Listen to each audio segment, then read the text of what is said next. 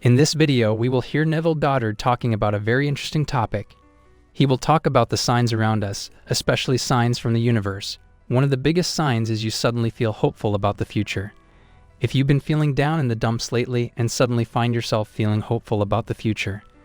Maybe you feel confident about getting your dream job.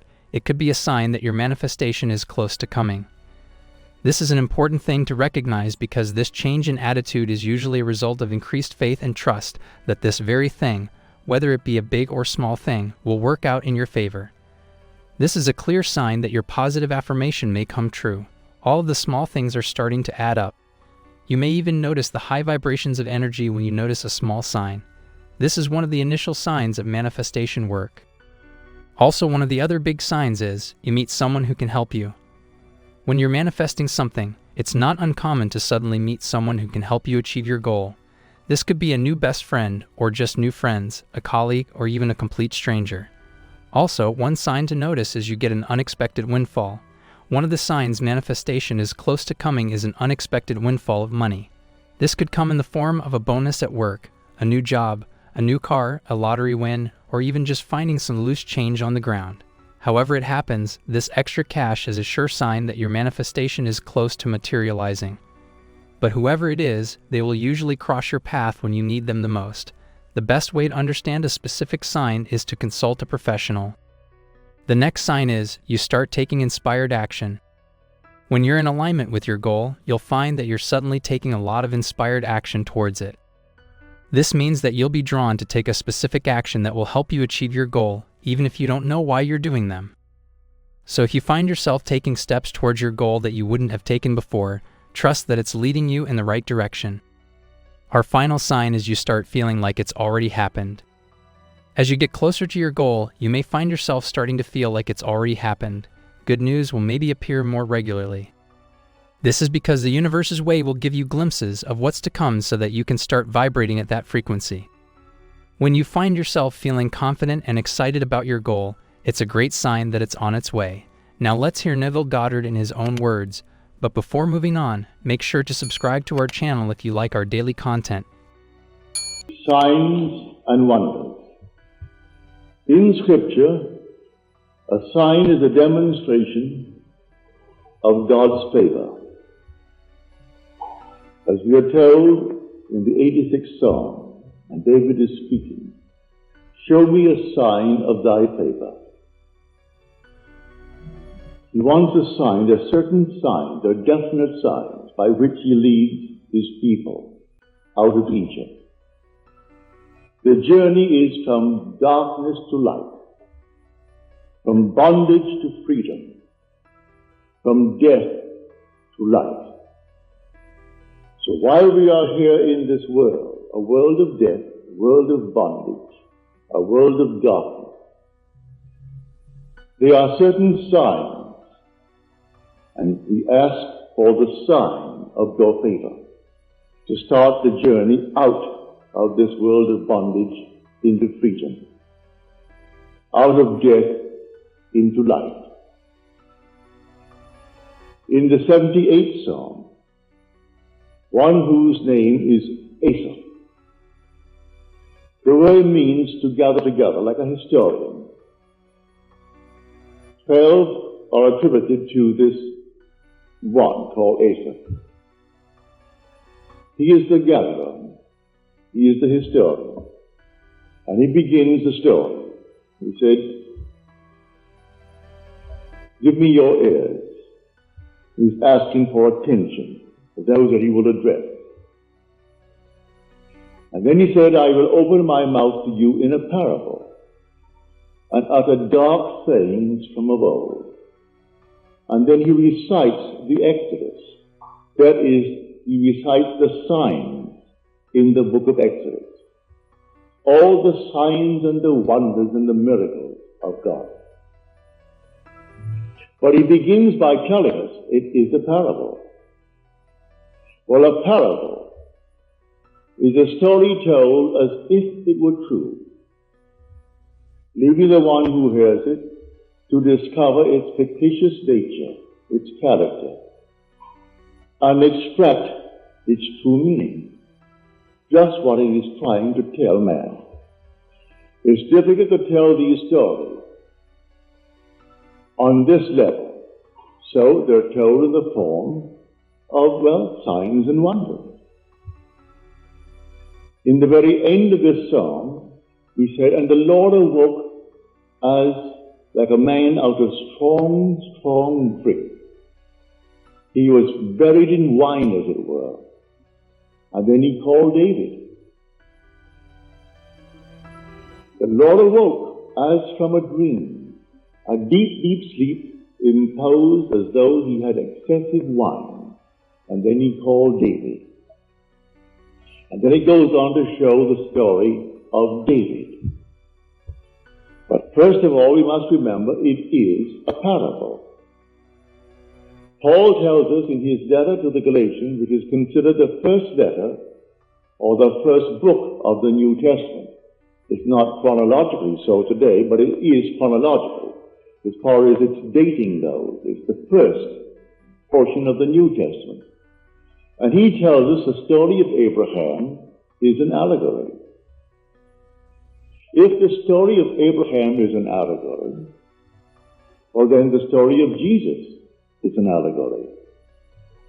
For the New Testament begins on these words. Here is the book. Here is the genealogy of Jesus Christ, the son of David, the son of Abraham. And then it goes through the genealogy. Well, if the story of Abraham is an allegory, then the story of Jesus is an allegory. Yet behind the allegory, behind the parable, there is a tremendous truth. See, there are two histories in the world. History is simply what occurs. What actually occurs is history. But what man likes to remember is legend. And there is a legend. Scripture is the legend. That too is history, but it's divine history. It's the history of salvation. That will be forever and forever. Human history will pass away and leave not a trace behind it. I don't care how we try to map our faces on the mountainside and build monuments to ourselves and make all kinds of statues. It will all crumble and pass away. Everything that man has ever accomplished in this world will all vanish. But divine history is forever. It's like a standing order. Something to be done absolutely and continuously. So that not one being in this world experiences the signs and the wonders. Everyone will experience the signs and the wonders. And when he experiences these signs and wonders, then he reinterprets Scripture in the light of his own experience of Scripture, in the signs and wonders. He realizes what the birth really means. When we are told, as Simon tells us, this child, this little child called the Christ child, is a sign for the fall and rising of many in Israel. It's a sign. The whole story of Jesus, if you understand it, is a sign. Everything about it, all the things about him, are all signs. And the story will unfold itself in you, individually. God's mightiest act, in the light of which all the other signs and wonders of Jesus' career are understood, is the resurrection. That begins the signs and wonders. The individual's resurrection is simply equivalent to the coming of Christ. When you are raised, it is simply equal to the coming of Christ. And it doesn't come from without, it comes from within. Today, here we are, all of these great evangelists, highly publicized, speaking to millions of people, and they're waiting for him to come from without, hoping they'll be here to greet him. They'll wait in vain. He cannot come from without because he's already within us. The crucifixion is over, and it did not take place 2,000 years ago. It took place in the beginning of time. That's when God was buried in man for a purpose, not because of anything that was wrong, just for a purpose. He took the limit of contraction, which is man, that he may expand.